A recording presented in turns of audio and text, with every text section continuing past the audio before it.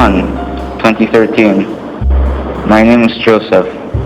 I am a private detective who accepts cases that the police are either too busy to handle or too stupid to figure out. Today's just the same as any.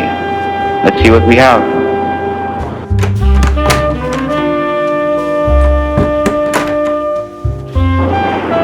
This is Jairrus, my associate, or to be more precise, assistant. Boss, good thing you're back. We've got 3 cases on queue. Let's hear it then. First, we have a murder. We don't know who the suspect is, but we have found traces of blood in the crime scene that do not match with the victim. Must be the suspects. It could be. The police thinks that the killer is a certain Miggy. We have taken the liberty of taking a swab of his cheek. They've sent us a sample. It's in the lab.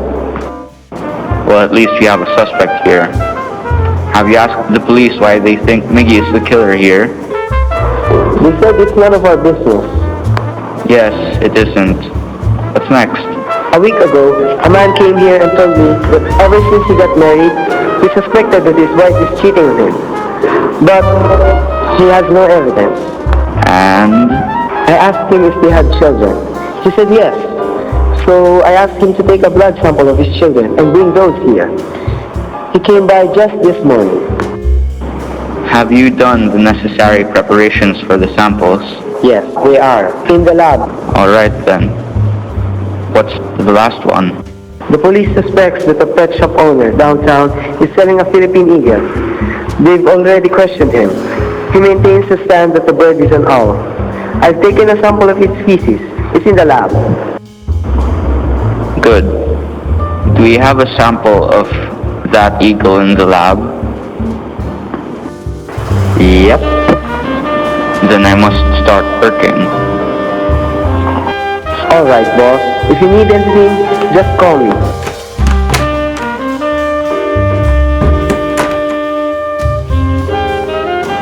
Well, this day is better than most.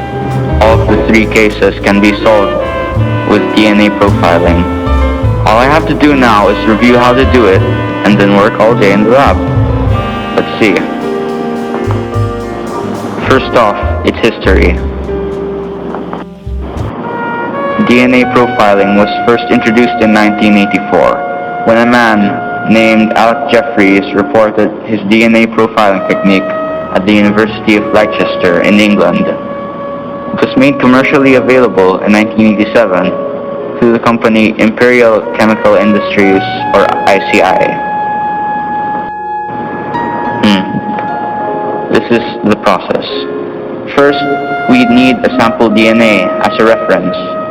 This will be analyzed to create a DNA profile of a person. This reference sample's profile is what we'll compare to the samples we have. Well, making the profile should be simple enough. We'll be using short tandem repeat analysis, which is a variant of polymerase chain reaction analysis, or PCR. PCR was introduced by Carey Mullis in 1985 to replace the cumbersome restriction fragment length system. As the name implies, PCR uses DNA polymerase to duplicate particular sections of DNA in a chain reaction. The original DNA is heated, breaking it into individual strands.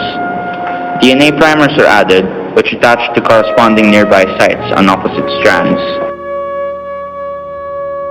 Polymerase then acts on these primers, effectively doubling the strands containing the important sections. This is repeated for, well, however long we want to.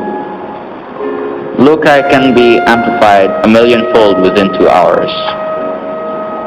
Originally, it was hard to differentiate DNA profiles in a mixed sample. PCR was adapted to analyze STR loci to solve this problem. STR stands for short tandem repeat, short repeated sequences of DNA. Usually, the DNA primers look for sequences of 3 to 5 bases. Unrelated people rarely share the same number of repeat units. So, statistically, match probabilities are 1 in a quintillion, meaning that STR analysis is much more effective than plain PCR. For quick results, amplified fragment length polymorphism, or AMP-FLP, can be used. It's similar to RFLP, but it uses PCR to make repeats more prominent. The technique could use a bit more accuracy though. Now that that's explained, let's get to work. First, we have to take the blood sample of Miggy, and then the blood taken from the crime scene. Then we use PCR to get the DNA profiles of the two samples and compare them for their short tandem repeats. The STRs of humans are varied enough from one person to another, so having a match here means that Miggy most probably shed blood at the scene. And we have a match. Assistant, get over here. Yes, boss? Take these, then phone the police. We have our suspect. Get him! And now for our friend who thinks his wife is a cheat. All we have to do is compare the STRs of the children to their parents. Since the DNA of an offspring is a half and half of its parents, then we should get a match for both parents in every spot here. For example, here we have a 28-30 from the mother, and the son has a 28-31. Our friend's mark is 29-37. So, from where did this child get his 31? From a different father, of course. And further analysis shows that none of these children are his. Well, this will come in as a shock. Assistant, we have bad news for a friend. Phone him. Right away, Captain. I'm sorry, bro, but your wife is a cheat. And finally, for our last case about that eagle, well, can't they see that it's not an what the heck? Anyway, all we have to do here is another comparison. 99% of the DNA of every species should be the same for the same species. So looking at the DNA of the eagle and comparing it to another eagle of the same species should have a 99% match. And of course it's a Philippine eagle. The things you can do with DNA technology. It really makes things easier. Although it has its limits and sometimes it might fail, there's always a risk of contamination and the possibility of chimerism. There is also the possibility of faking DNA evidences to frame someone else in a crime. But these limitations will not stop me from doing my job, for I am smarter than all of you.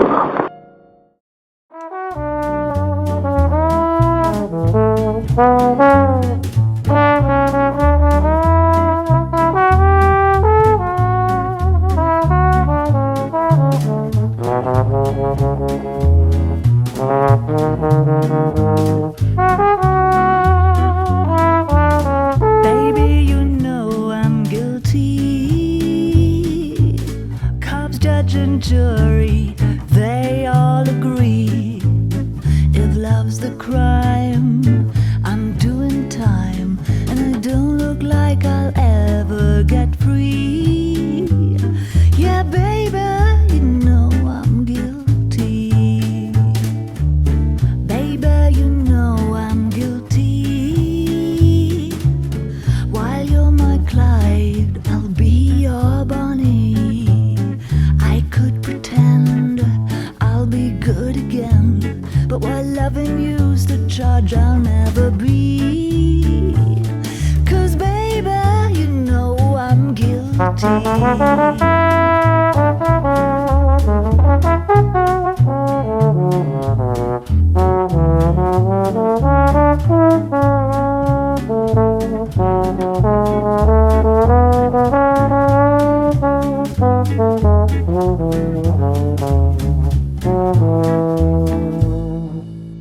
Baby, you know I'm guilty.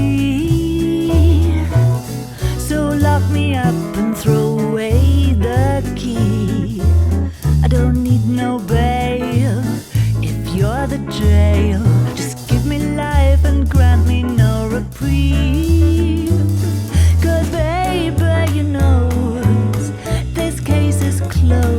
just